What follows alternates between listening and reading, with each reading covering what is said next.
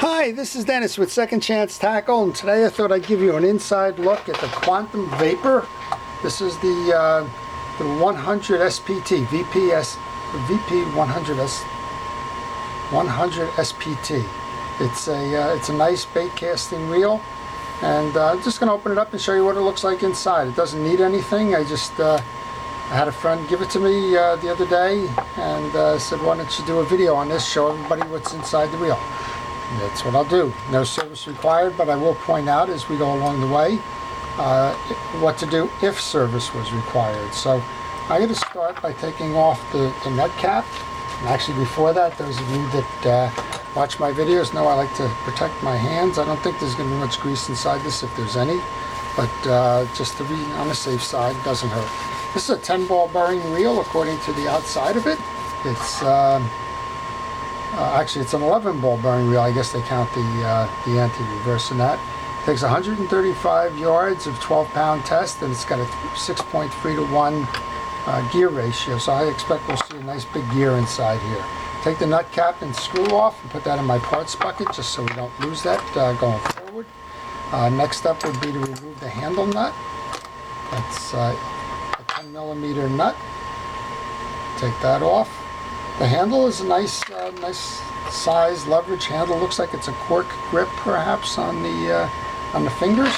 Next up is a tension ring that prevents that star adjuster knob from backing into the handle, and then we can back off the handle. Now you got an anti-click here. You can tell there's a click mechanism here when you back off the nut. So we'll show you what's going on there.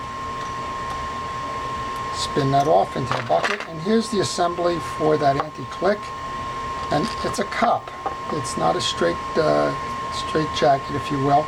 And inside that then there are two little tension washers. We've seen these frequently enough. They're not flat washers. They can be set in 2 or 3 different directions, cupped like they are here, opposing and face to face, and that'll just that'll help you with the tension on the star adjuster knob. So those go inside the little cup here. I'm just going to put them back in there so we find them easily later. And then I'm going to take this off. I don't have to take this off, but this is the spool adjuster in terms of the tension on the spool, but it's easier for me when I put that cover back on to have sight of that, as one of the bearings is sitting back there too. Alright, there's 3 screws on this side, and there's one in the back here. The one in the back requires a micro screwdriver to get it.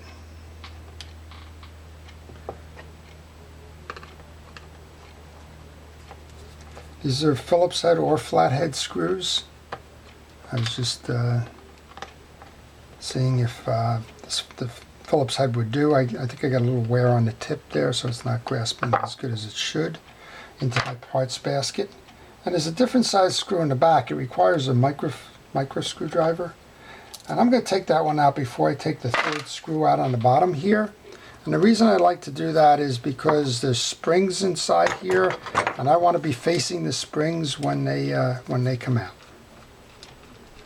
So here's your micro. And then we can take that last one off here.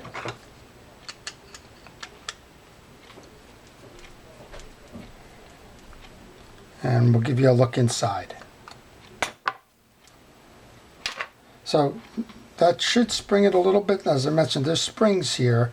Now there's a anti-reverse here that's a hexagonal 6-sided nut inside here, and that's pressed into a plastic case.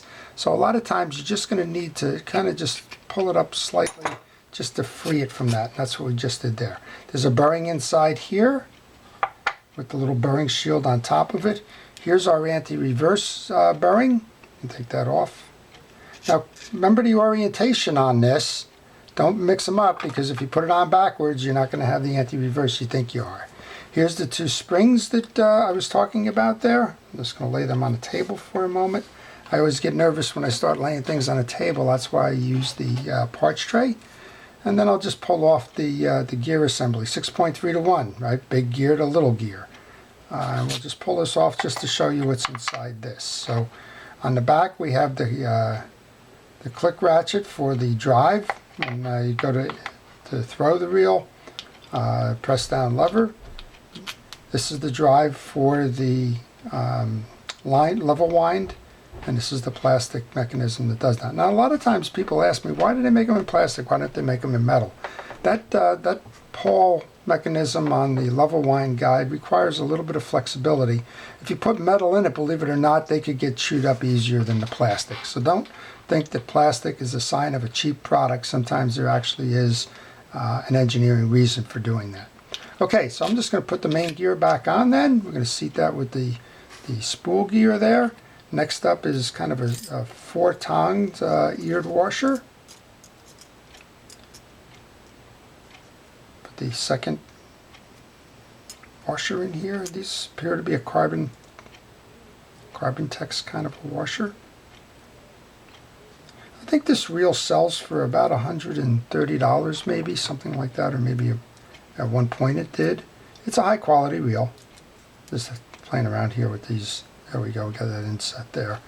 Okay. Got that backwards.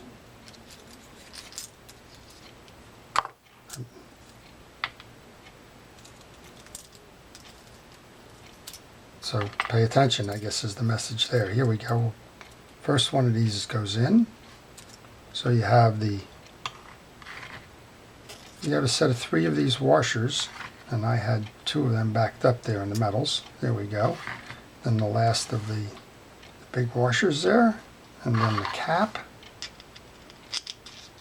And then, as I mentioned, keep this orientation correct. Otherwise, your anti-reverse is not going to work properly. And that's a danger when you just did what I just did there. So when you put it on, make sure that the reel is riding. And see, I have that upside down. There you go.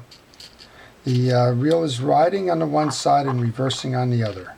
So you know, in this one being a right-handed drive reel, that we want this reel going that way and stopping on the back. And you can feel the tension on the back, but you can see as it goes forward, it spins on the back side is the anti-reverse. So you want to make sure you got that right. Okay then, so we're just going to reassemble this side, and I'll take you over to the other side, show you the spool and the like. So the 2 springs go back on, and then the cover here. So you remember I took that little adjuster,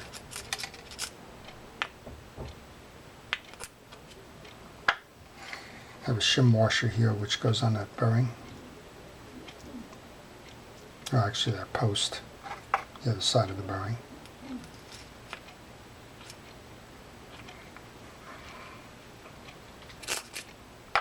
And actually it goes on the other side of this bearing here. Gotta get the case on first. So pay attention. If you have a question, go back and get the schematic for this. You can actually get the schematic from the Quantum website. So in this case, I'm not far off, but I'm not terribly lined. So what you want to do is you want to just turn your, yep, I get that anti-reverse on backwards. So just like that.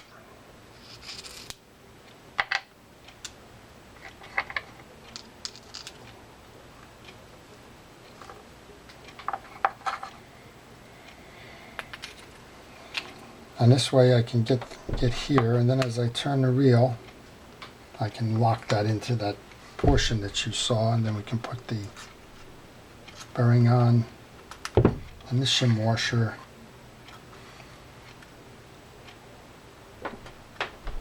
And now we can put those side plate screws back on. So it's a nice reel inside. Just have to be careful about the springs. That's the biggest issue there. And then there's another one on the other side I'll show you, which is kind of fun too. So we'll just button this side up here, put it all back together for you, and we'll go over to the other side to show you the spool release and the gearing on that side.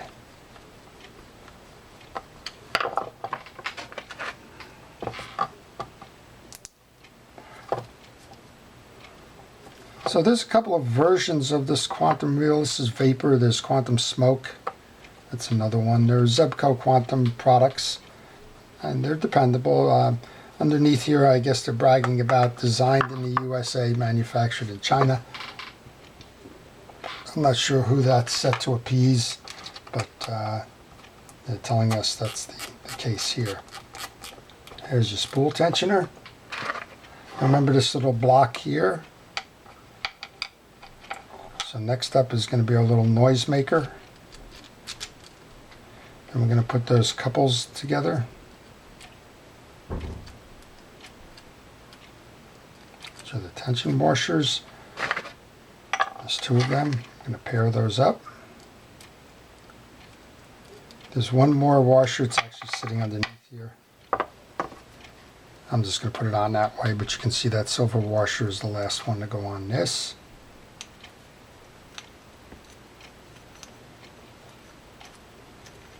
Make sure you get these things threaded right. If you don't have them threaded right, they won't spin easily like that. And when you get down to the bottom, it'll actually compress that spring and get your reel going again. And you can give it a quick spin here just to make sure that everything's fine, which it is. Come up to the handle then. There's a tension washer that goes before the handle. And the handle goes on. Then our 10mm nut goes on. And we can use our wrench. And I've known from experience that if you have the point of this nut pointing towards that screw hole, then you're going to be able to get your nut cap on without a lot of adjustments. All right, one other thing here on the thing to note is the other side of the reel. Nope. Maybe I don't have it quite dead on yet. Yep, off the slightest bit. There's no wiggle room in this particular one for whatever reason. And I'm lining the point through the screw hole. Now we should be able to get that in.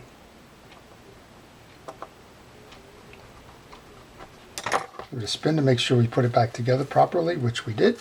Okay, so over here, there's a little lever that releases the side plate then. A lot of different ways to get these side plates off. This one is just a spring-loaded lever. We're just going to pull in on it. Back it off just a little bit, and that'll enable you to take your side plate off. Lubricate your bearing in there. You can remove the spool if you wanted to. Change out a spool if you had a spare spool. Oil that bearing if you like. Reinstall the spool. Bring this down that quarter of a turn. Pull in your button. Put it back. Poke your button back. And that's the Vapor. So it's a nice little reel. And my friend can take it fishing again, and I'll thank him for giving me some material to post to the site showing you all about the Quantum Vapor. All right, I hope you've enjoyed it. If you did, please like it. If you want to see more, please subscribe. This is Dennis with Second Chance Tackle. Thank you for watching.